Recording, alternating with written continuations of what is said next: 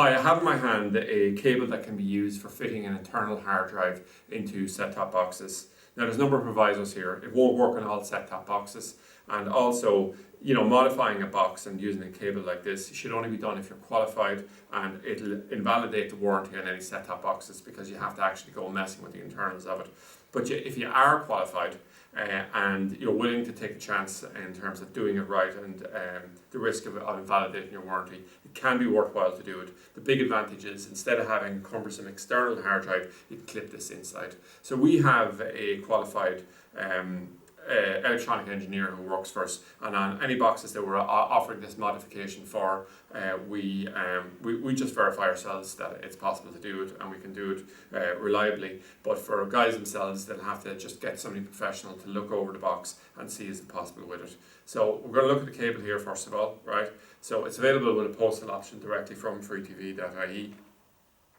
So that lies there. So what I'm going to do now is I'm just going to demonstrate basically a generic idea of what will be involved in it. But this is not an installation guide for people. It's just an overview of the steps that would be involved. So the first thing here is this is an external hard drive, 320 gig. Normally you can connect this off a USB port on the front and back of your box, and you power it and you can record and do various things on it, okay? So what we do is we broke the casing off this, we just unclipped it. We're down to the bare 2.5 inch 320 gig hard drive here, and we kept the cable. We're going to use this. What we're going to do now is we're going to just clip this in like this, and now on the far end here we have a USB connection on one end and a header connection on this end.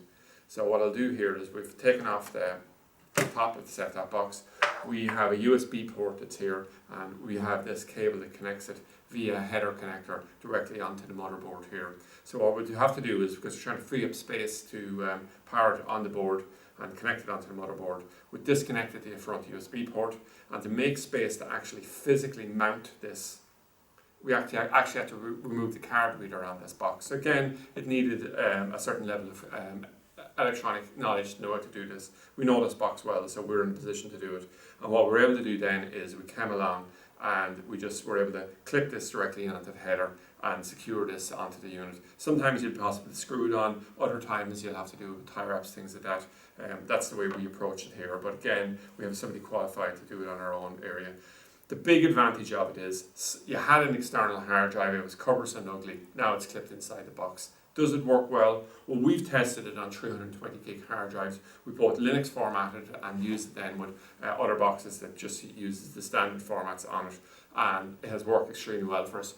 If you start going into larger drives like 500, 1 terabyte and all the rest of it, don't do this, because there's no guarantee that the USB output, the header output on the board will be capable of supporting that, because we never sell 500 gig hard drives to be powered via the USB port, but 320 seem to work quite well. So that seems to be the thing of it.